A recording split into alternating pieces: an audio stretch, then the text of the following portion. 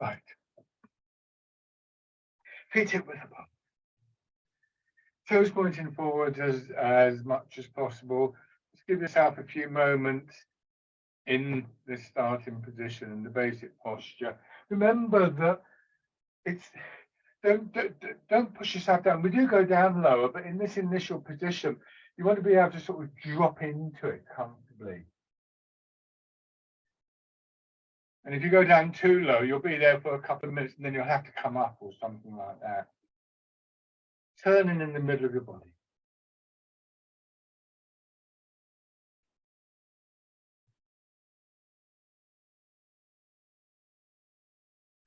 Just let your attention come to rest on what we might think of as the mechanical links.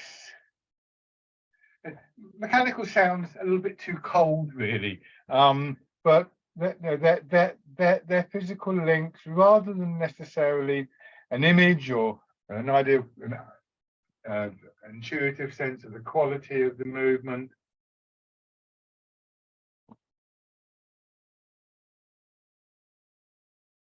So a little bit of movement in your hip moves up. You can feel the movement in your ribs, up into your collarbone and your shoulders. And finally, from there, into your arms.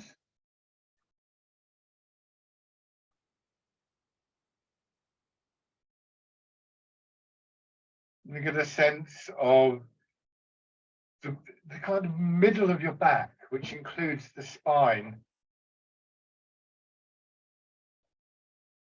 And really turning around that area mostly. After a little while, you may notice between the vertebrae there's a very slight movement, but it should be very slight. And it's not something you have to produce, it's just a natural outcome. But just make sure that there isn't anywhere up through your spine as you do that where it's kind of catching, tightening.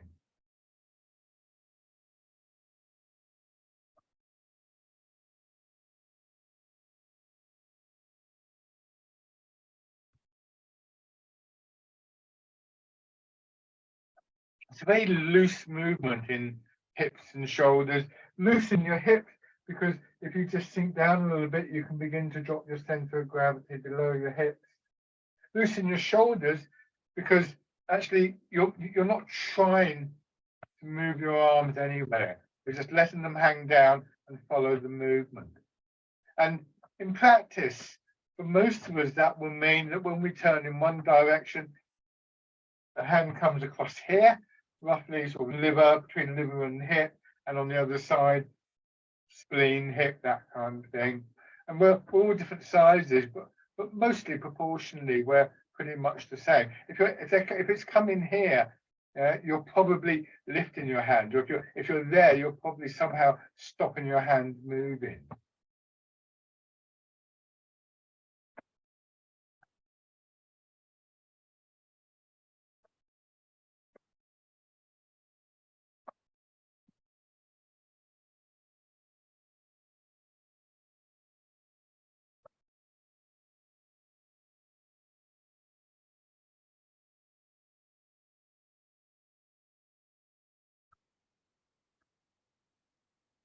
And if I come close, I don't know if you can hear this on Zoom.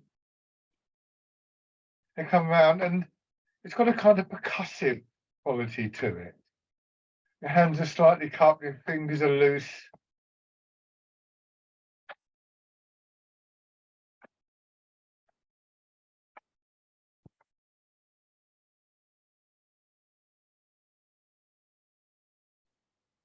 And also this area here, and really your whole body, has that sort of supple elasticity beginning to develop.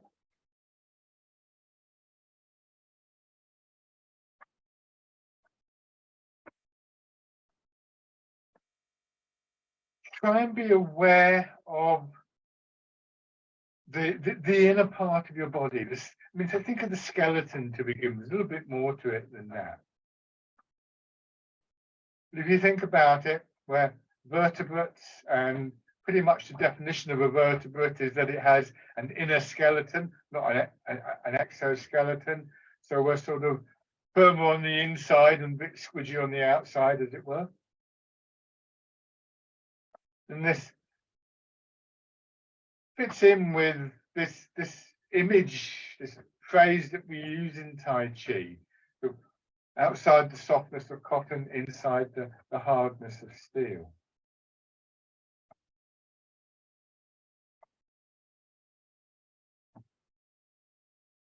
And so for the skeleton to really support it, we have to have the alignment of the body. If you're like this, it's just not going to happen because gravity will overcome you very quickly. And to avoid having to take the step or to avoid falling over, you'll have to stiffen up.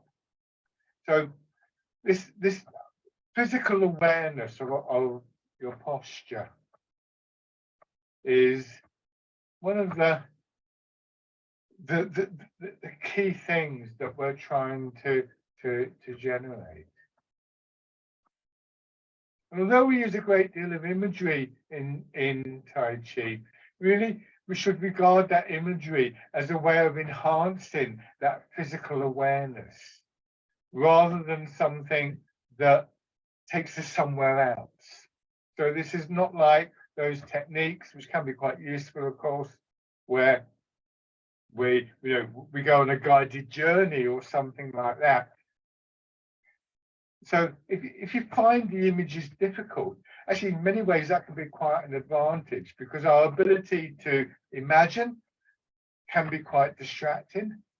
You can be standing there thinking, oh, yeah, I'll be able to have supper after. That would be nice. Maybe I should have that. So a kind of imagining of what you're going to do later, or a memory of what you did yesterday, and there can be barriers to that awareness.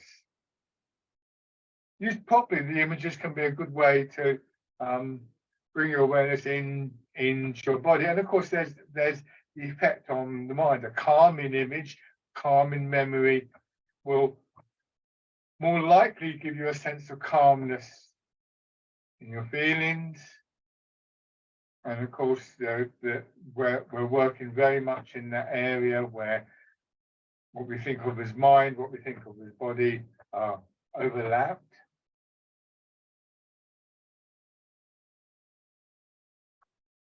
And raising your arms.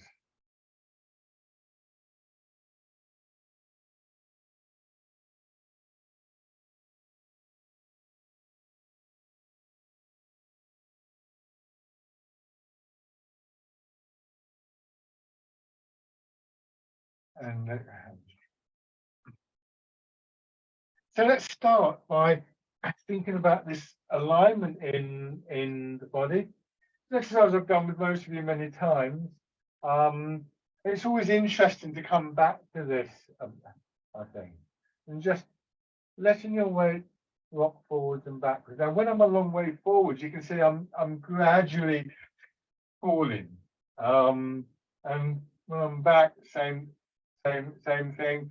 So I can only really go forwards to a point where I feel that my weight is gathering in the balls of my feet, maybe a little bit more, a little bit less, and going back the front part of the heel. So essentially, as you go forwards and backwards, see if you can just feel the movement in the arch of your foot and the big muscle there. Quite nice, actually. Try and keep your knees just a little bit soft, hips soft.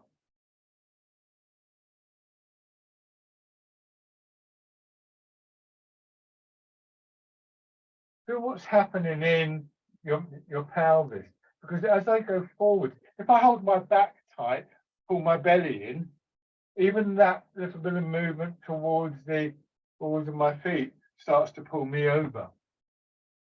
So if I exaggerate as I go forwards, I get this sense of the pelvis leveling off, the tail of the spine tucking under, and then going back. It's only a very small movement.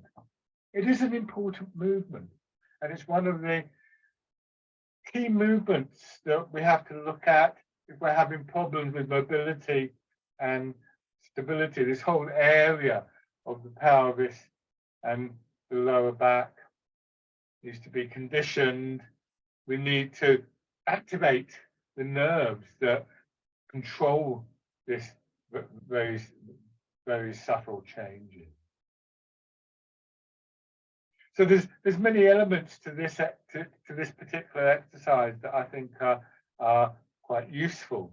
But the main thing, going back to the idea of the skeleton, if I take this pole, in theory, this is basically what you're doing at the moment. Well, in theory, there's a midpoint, isn't there? In practice, it's going to be very difficult to find, but you can understand the theory. So we're trying to bring our body into line, and in particular our skeleton. I wouldn't want to get too rigid about that. It's not, I don't want to think that, oh, the spine's got to be straight or anything like that. It hasn't. But if you could imagine a line going from the crown of your head down through your body, like that, and going towards the floor, and then again I'll show you with the pole. So through the crown of my head, you see it's just moving with me. And again, here I go forwards, and then the pelvis tucks under, and I come back and I line myself up again, and so on and so forth. Again, the centre of the body is very important. From the side, your spine will curve around that. So the spine itself isn't meant to be straight. So this is lining your body up with the pull of gravity as close as you can. Coming to rest. Wherever you get a sense for that alignment in the first instance, we can change that, but we don't want to force that process. And then what we want to do next is let our hips drop back and push up. Now, again, if I pull my belly in, hold my lower back tight, and I do this, almost instantly I'm being pulled under. So again, this is exaggerated. The remedy would be this movement. Really emphasize that when I show that and things like that, I'm overdoing the movement. It's just, this is felt rather than seen.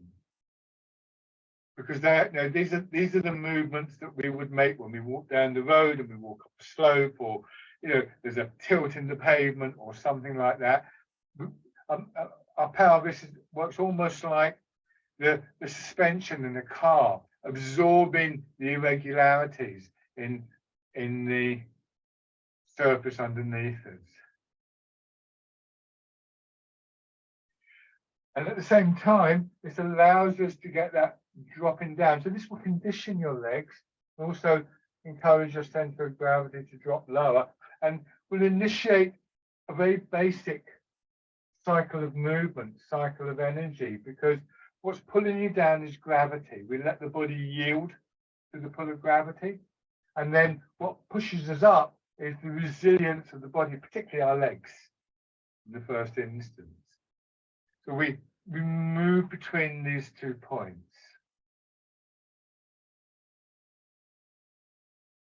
So now, sink down, and as you push up, you reach a point your hips will stop, but there'll be a continual movement up through your back. Your back will continue to expand a little bit, and your shoulders will rise up, and then the shoulders will drop down, and the weight will go back down onto your hips, and you'll sink down again. So we get a similar sort of extension and contraction in our back and spine that we're beginning to feel in our legs. Bring your hands round into this curved position, pushing up, shoulders go up, and go into some detail here. So now, watch this. My shoulders go up, and for a moment, my arms don't move. What happens is the hands stay where they are. So there's this. So that's only for a moment, and then this happens. And going down, again, I'm exaggerating, hips go down, shoulders go down, arms follow. It's just a split second. hardly noticeable, but we get this progression of the movement, fluidly going up the body and down. And what we can do is exaggerate that a little bit. We can push up, but keep the hands where they are until we feel the pull through our arms, and then go up. And again here, the hips and shoulders drop down until we feel this sense of our arms being pulled down. But again, I would emphasize that you wouldn't see the delays too quick.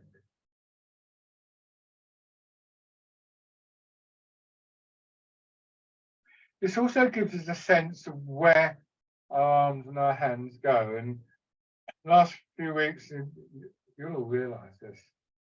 I've done it with you. I've been pointing out that you can sort of maintain a posture for a few moments just to get a sense of where the best place for your hands to go is. And once we've got that, then the movement in between can become smoother. It's like if you're sort of accustomed to going on a particular walk, say you're going around to see a friend once a week, and you do it every week for years and years perhaps, and you know intuitively where the house is, where to turn left, where to turn right, and you can stroll along, and if it's a nice day you can enjoy the walk and so on and so forth. If your friend's just moved and you've never been there before, it's not quite such a smooth journey. So as we get more used to a point where our body's going to go, in particular our arms and hands, then the transition between one point or another comes much smoother. A change to the wild goose.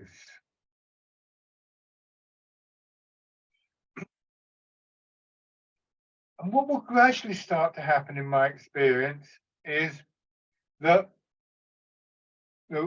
from a point where our intention is for our hands to come here, and then we intend our hands to go there, and then we intend our hands to go back there, or wherever is appropriate for them to go. Actually, the movement itself, the quality of the movement itself becomes part of our intention. So we gradually, almost without realizing it, I think in many cases, move from a kind of what I was talking about as of a mechanical awareness. This is where the hips should be, this is where the shoulders should be, to this intuitive sense of how we're moving, the feeling of the movement. And that's not to say that we ignore that very physical side, just that we add in that sense. So our intention is to move it in a particular way, and our bodies get better at doing that. And then parting the clouds.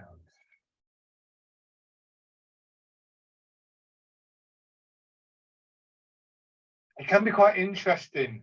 If you're walking down the road, and especially if sometimes I walk down the road and I'm a bit tired, maybe a heavy bag on my back or something like that, and then I suddenly think, hold on, I'm meant to be a Tai Chi teacher.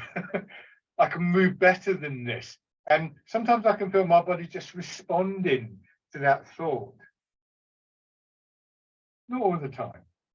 It's quite interesting when that happens. So try it sometime, especially if you're feeling a bit kind of, I've got these two bags or something like that. So hold on a second, I can do Tai Chi. I can move differently to this. Just remind yourself of that.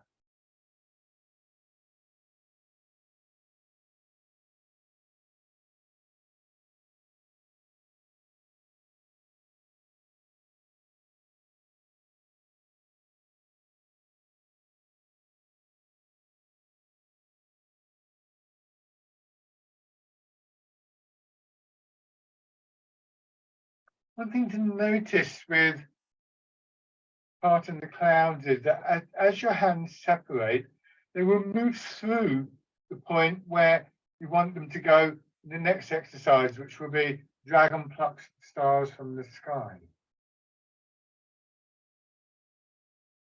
Around about here.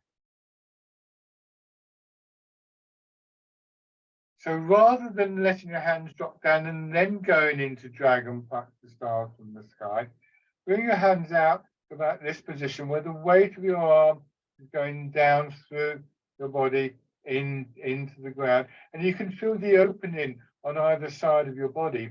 And instead of your arms now going out this way, just let your elbows begin to drop, your hands spiral. So both hands come down, and then just on one side, the normal way of doing dragon plucks the stars from the sky. And you're not necessarily going to go to exactly that point, but you know how it's going to feel. And so this routine that we build up, this really important element in Tai Chi of repetition, not just one movement repeated for a period of time, but over a period of time, over weeks and months, years, means that we actually begin to recognize what we're supposed to be doing on a number of different levels.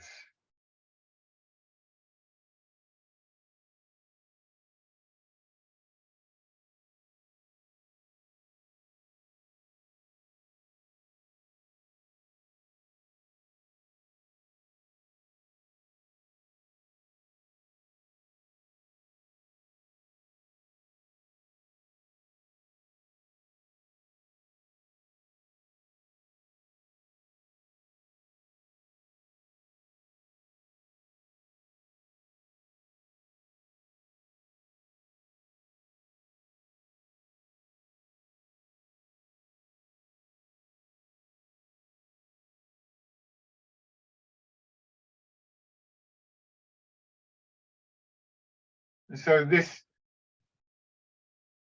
physical awareness, this mechanical awareness, gradually overlaps into an awareness of the movement, the flow of the energy in your body.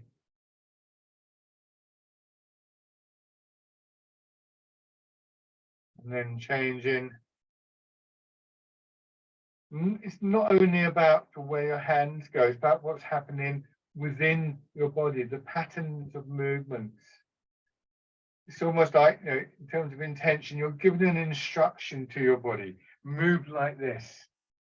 And our bodies get better and better at receiving those instructions and finding the way to do that. But our bodies are probably better at finding that way than some kind of intellectual understanding is.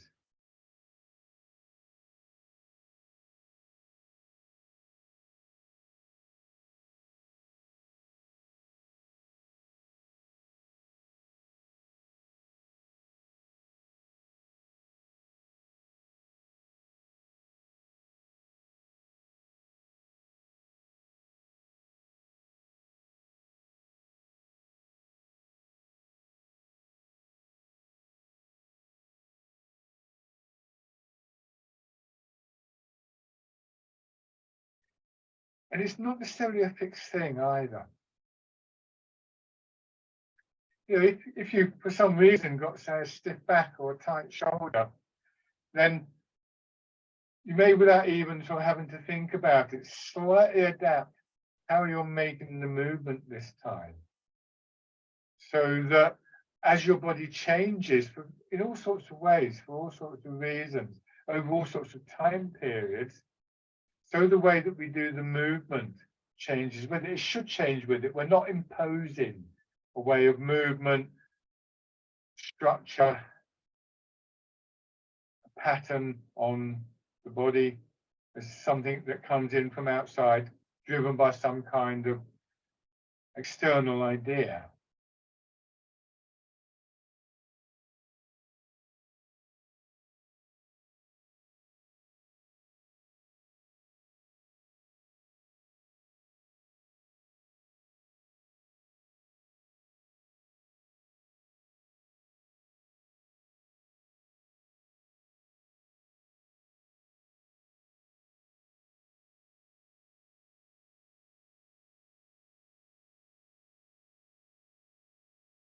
And then changing.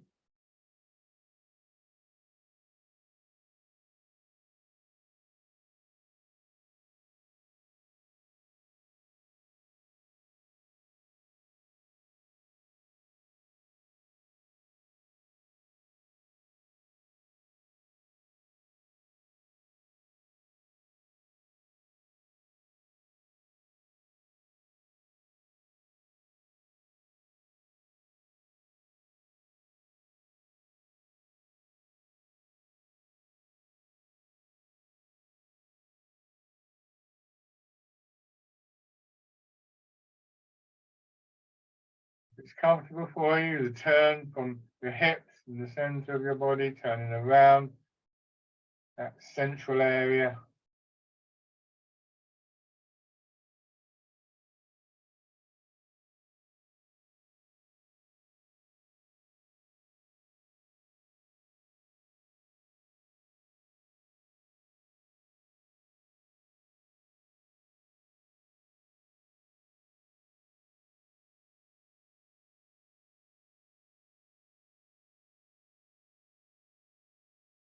And change to the other side.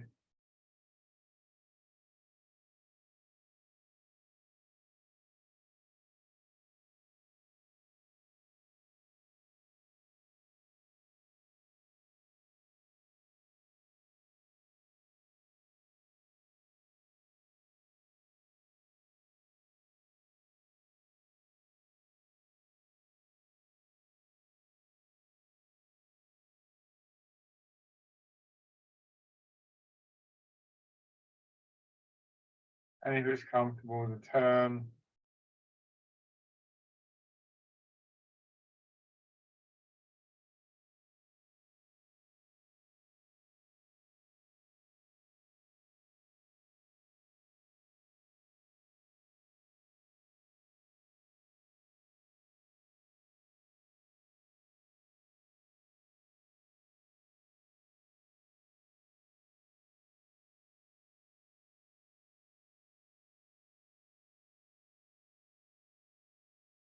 And then Runneboat. Hips going back, remember.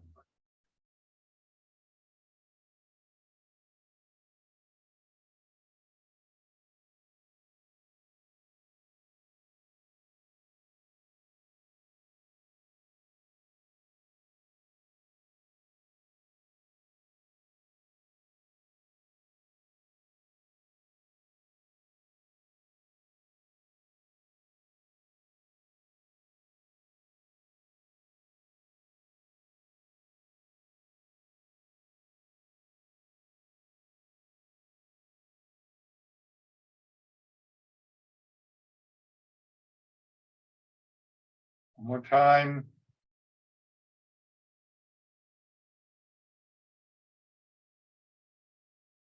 And then still using that backward movement of your hips, but adding in a horizontal rotation, rowing outside, polishing the table.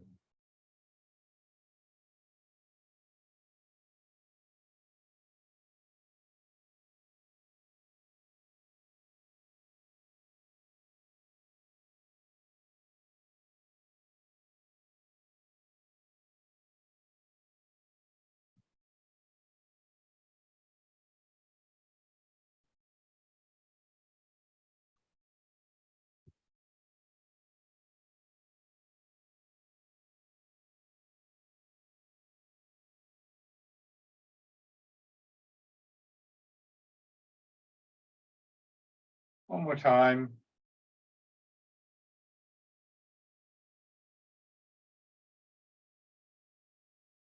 And let your hands drop. So remember that our bodies are actually quite good, as I said, at following instructions. And you can think of intention as a very subtle instruction and sometimes conscious, quite often unconscious. You know, if you've ever sort of had a conscious idea that you're going to, the example I give you, you're going to clean out that cupboard. So you think, yeah, I'm going to clean out that cupboard, and you find yourself standing in the kitchen waiting for a kettle to boil. And there was an idea there about cleaning out the cupboard, but there was a really strong intention that said, go and have a cup of tea instead. So really what we're trying to do is to take some kind of deliberate ownership, I suppose, of those intentions. This is intentional movement, intended movement. So now, from the parallel side, just moving your weight from side to side a little bit. It's only a very small movement. You're only going to about 60% of your weight in each leg. A little bit of a turn in your body. By going any further, now I'm pulling my knee out of line and pulling my shoulder out of line. But one way to remedy that would when I get to here, this hip is coming around, so then that heel below it can also come up. So I move across, I line myself up over the supporting leg, and I turn. Once again, show you with the visual image of the pole. I move across, I get to here. You see where the pole has ended up. If it really were in the middle of my body, it'd be going down through my foot. And then I turn around that pole. I go across, I raise the heel, and then I turn around the pole. What I want to try and avoid is this, because then everything goes wrong in this particular exercise that we're going to do. There are times when we might do that in some exercises, by the way. But what we would do there, if I wanted to angle out, I wouldn't just lean like that. I would push my hips back like this. I'm not going to do that, but if you think of rowing a boat and polishing the table, how we use hips and pelvis there to project parts of the upper body forwards, then the same thing would apply.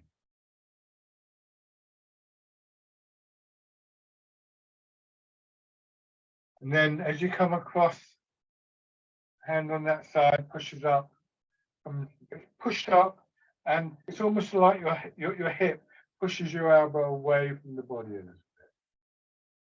Come down and through, and kissing the ball in front of the shoulder. This is an interesting exercise because going back to what I was saying earlier about that percussive nature in the faster exercises, that means that there's quite a lot of power, movement, energy in the arms. And although, you know, they were just swinging around. So now it's quite difficult, but we're giving them a shape, and the intent is to move up and to hit the ball up. So quite a powerful act.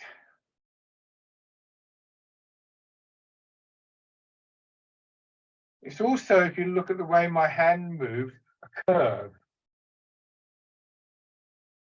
So although, I mean, don't do this, but if I continued the curve, the hand would come right round, wouldn't it? But we're going through perhaps maybe a quarter of a circle.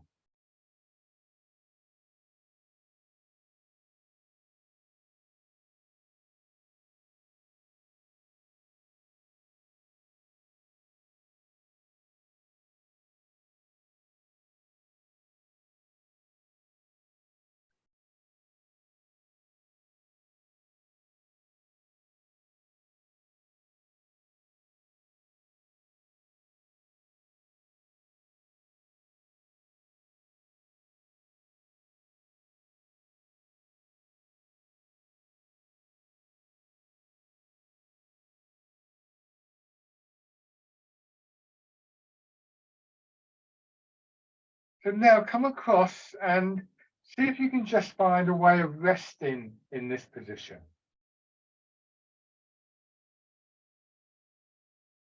So here I'm quite comfortable. If my hand's gone out, look, now I can just feel a slight sense of pulling forwards. Now I'm having to fight against what my arm's doing. Whereas here, everything settles down again. And then on the other side.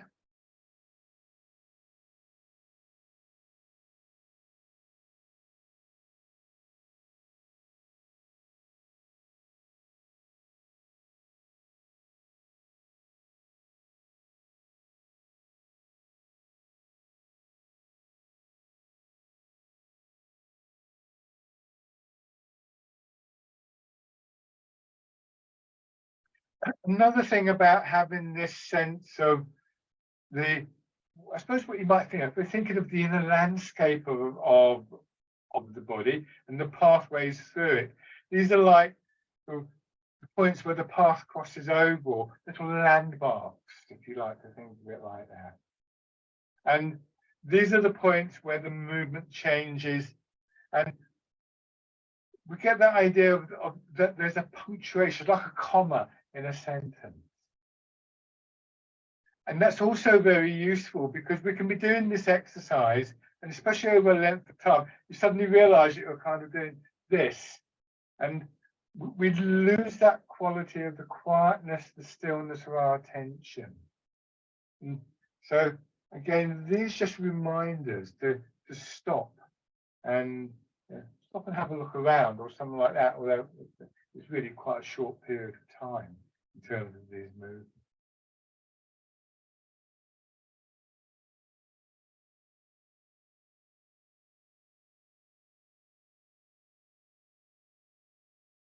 So again, this is an area where it's really hard to distinguish between mind and body, because intention in a way could be seen as a link there.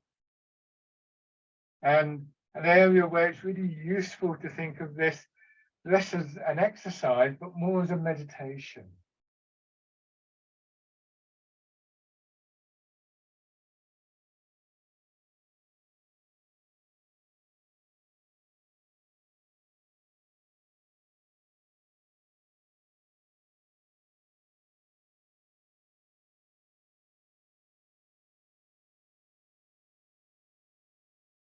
Okay, and then shake out. In practice, those moments of settling are really very, very brief. They're almost unnoticeable. We emphasize them, but then they just shrink. And the phrase in Tai Chi writings that I really like is that we seek the stillness within the movement. And I think that's a really nice phrase. It's not stillness or movement. Another phrase is be still as a mountain, move like a great river. Not be still as a mountain and then move like a river, and then be still as a mountain, or move like a great river.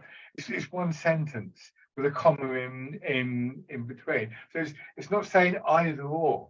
So ideally, we would feel those qualities all the way through.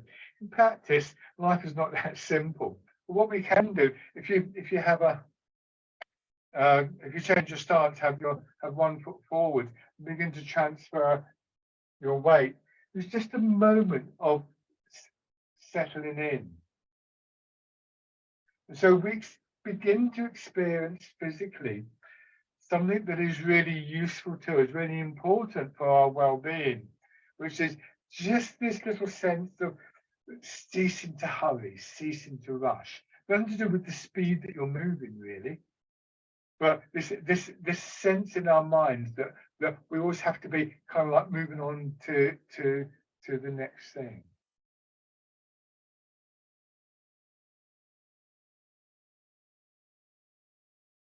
And of course, recent events with the pandemic and the lockdowns and have really highlighted that people were suddenly out there and they were trying to be kind of, the cliche was in nature and so on and so forth.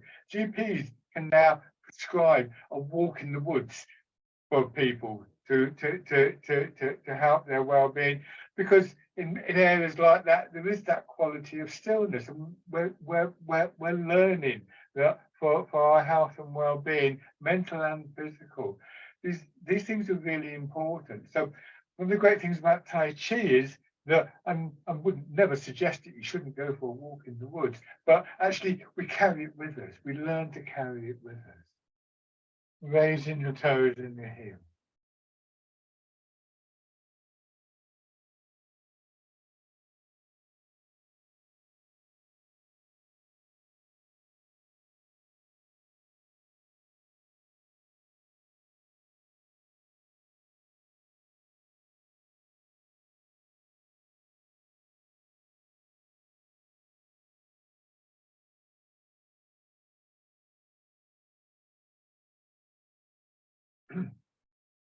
And then stepping in.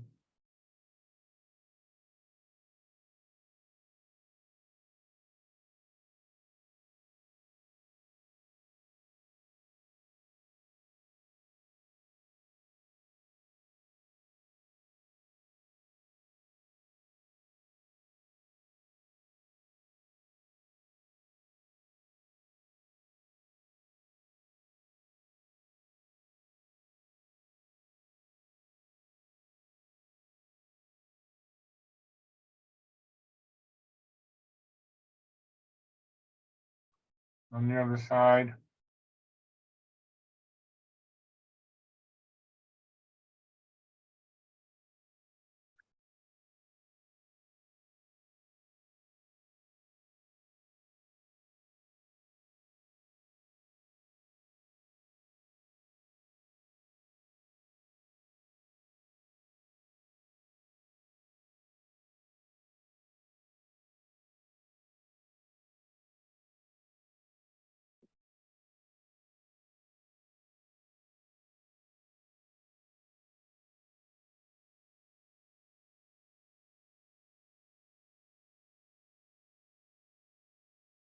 And then raising your toes and your heel.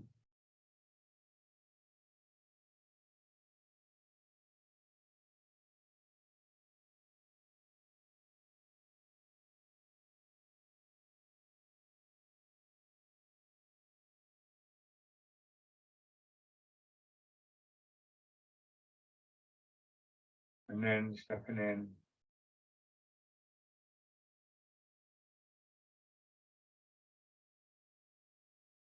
So again, as we become more familiar with this quality of the stillness within the movement, that too becomes intentional, not necessarily on a conscious level, but on a sort of what I might refer to as a subconscious level. There's something that we're aware of in the background, like a clock ticking or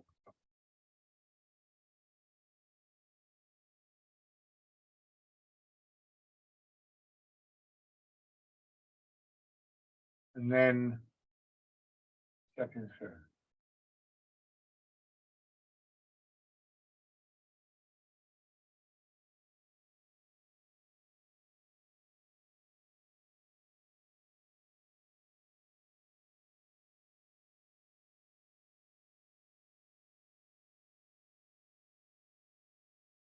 And back the other way.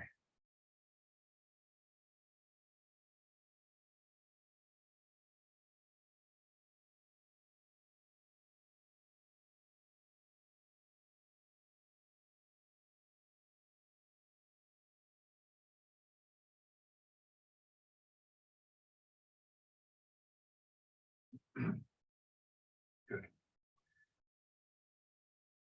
So we've learned to apply these qualities in often quite complicated movements in Tai Chi. We learn about the qualities very simply, but if you're familiar with the Tai Chi form, for instance, they can go on for a long time. They can be really complicated, but we learn to bring those qualities in, and we learn how they can help us navigate the forms or the difficult movements. So starting off, right foot forwards and fisherman cast net.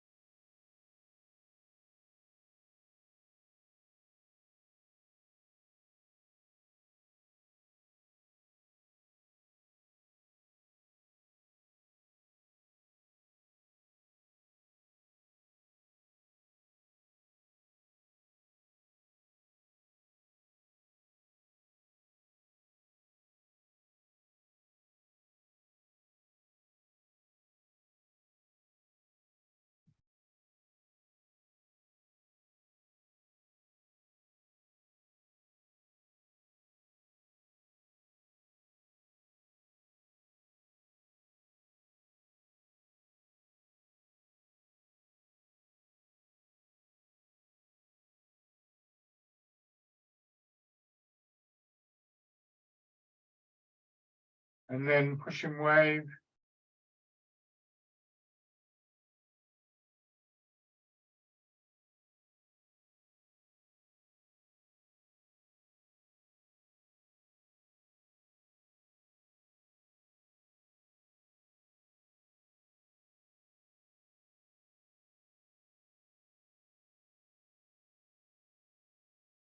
We're going to move into repulse the monkey. Now, this can seem like a very complicated movement, but we move from that point of stillness, and physically, really, the places that we would look in our body for the stillness, our feet, because our feet are on the ground, and that can be a good way of kind of discovering that stillness. We look to the center of the body, the hub of the movements, the hub of the will remains still. And so we're going to go into pose the monkey, and it starts to look like this. You get to there and think, well, okay, so you go back, and this time you leave your hands behind. Now your left hand, the hand in line with the back foot, on the side of the back foot, drops down in the way that it would have done if we were doing push and wave anymore. But now we leave this other hand there, the front hand, and we turn. And we notice that when we turn around that point of stillness, this hand moves. This gives us the direction of the movement of the arm, and it swings up, and it almost completes the circle, but it stops in front of the shoulder. Do that again from here, going back. Let what I will call the backhand go back, turn. Let the momentum, the energy of the movement, bring your hand to your shoulder. Now go forwards, turn, and now the opposite hand is being moved around the circle. So because it's a circle, there's a center to the circle. Then you go back and you repeat again. And now just rotate the front hand. The center of the circle is one of those areas of the body that I sort of designated as the center of the movement, the point of stillness between your hips and your waist.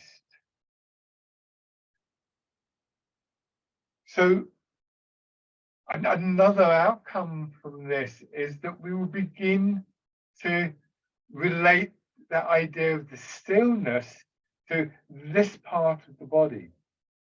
So bringing your attention to the center of your body, or as I said earlier, your ground and your feet, maybe both, actually is a really good way of just reminding yourself of what that stillness within the movement feels like. Perhaps in those moments when it seems very distant.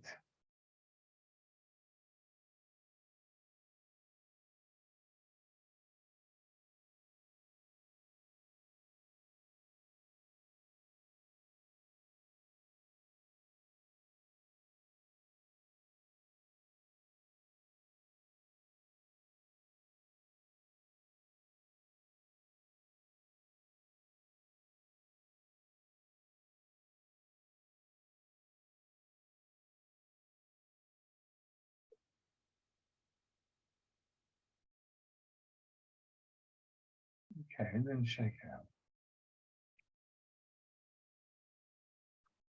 So have your other foot forwards, fisherman cast the net.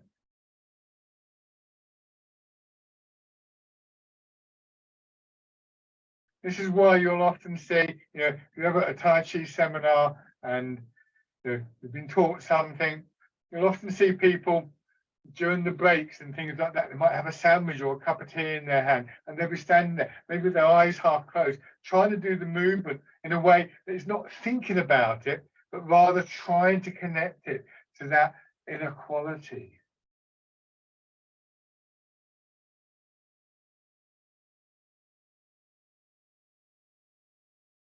So that it is no longer just a sort of choreographed movement, but is actually something that is connected to that internal feeling.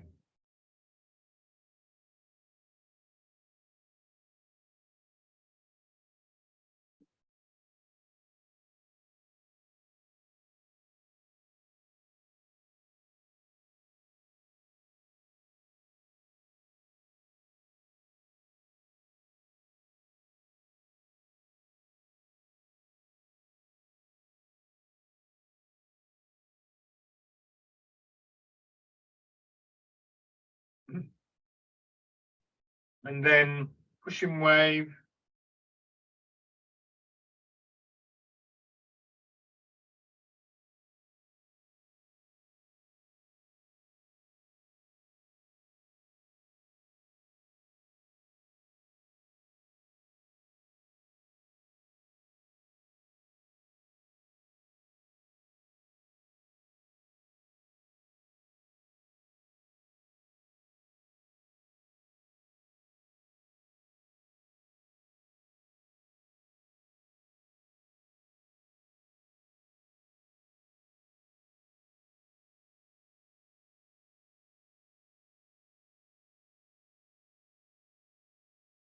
And then once again, this time the hand above the front foot remains where it is. The other hand comes back down to the hip and you turn. You let the hand move freely through the circle. It comes to your shoulder. You can turn the front hand palm up. Go forwards and then turn. You get the push-pull movement in your arms and then they separate and again the rear hand comes up and then you move your weight. And that quality of stillness means you're not in a hurry. You just wait here until the hands are in position. Then you begin to move the weight. Feel the body turning. You settle into your front leg.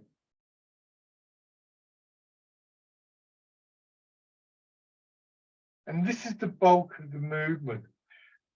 Things like the rotating in your arms, the exact positioning of your hands, the way they come close together and then separate. So here you can see I've exaggerated that a little bit. Some people do it much closer. I like the icing on the cake, but you can't ice the cake until the icing until the cake is there. There's nothing to ice.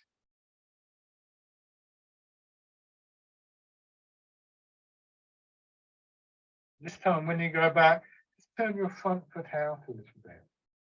Go forwards and then from here, you bring your hand into position, but instead of moving your weight back, you step through.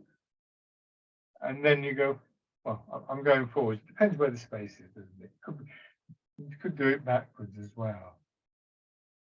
So now we have quite a complex movement, but through that intention to include a quality of stillness, to recognize and to move with a quality of stillness, we're able to navigate. Again, it's quite difficult, complex movement. And then we want to change direction. So we do, just like we did the first time, you come back. And I'm going back, so you can't see, but I've just raised my toes a little bit, bring the foot in, place the foot, and go back. Plant the foot, you bring the foot in, you step, put the whole foot down, make sure it's in a good position, a useful position. Take your time.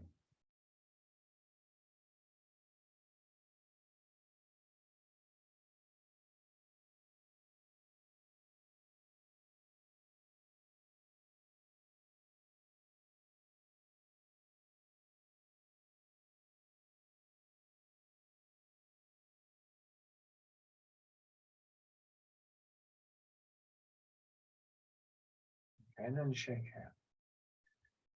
out. Okay, so rubbing your hands together. Once again, when we do the tapping movement, these are percussive movement. So when we say tap our arm, it should feel like striking a drum gently. I mean, you're not trying to make a loud noise or anything like that, but that's the sort of quality that you're looking for. Starting in your face.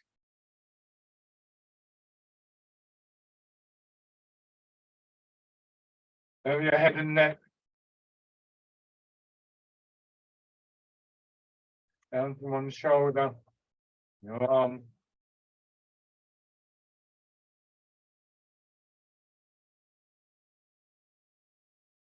The other side.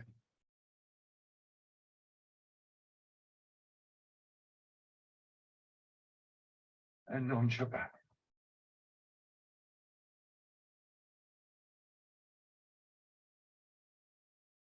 Round your hips. The legs.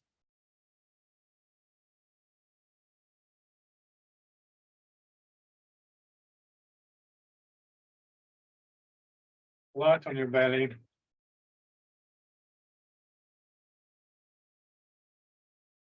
And the upper part of the chest.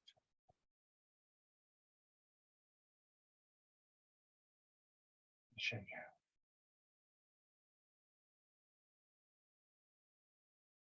Coming back to standing. Letting your hips sink down. And then just to remind you, there won't be a class on Monday because of the bank holiday. So enjoy your long weekend coming up. And then, but for now, we're back. We'll be here next Thursday. I've recorded this, so it will go out on YouTube soon. So if you want to go through it again, or you want to pick it up on Monday, that's fine. Embrace tiger, return to mountain.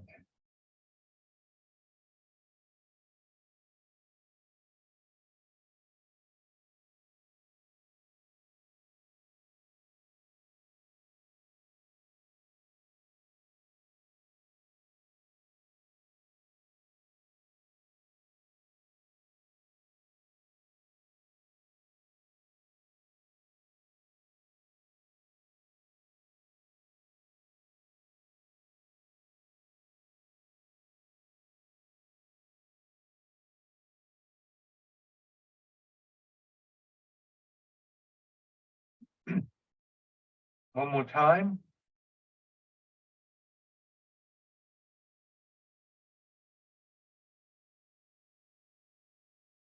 And stand.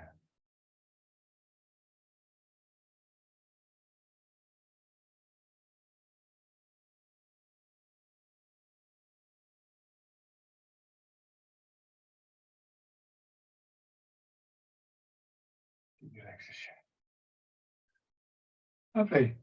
Thank you very much, everybody, as always.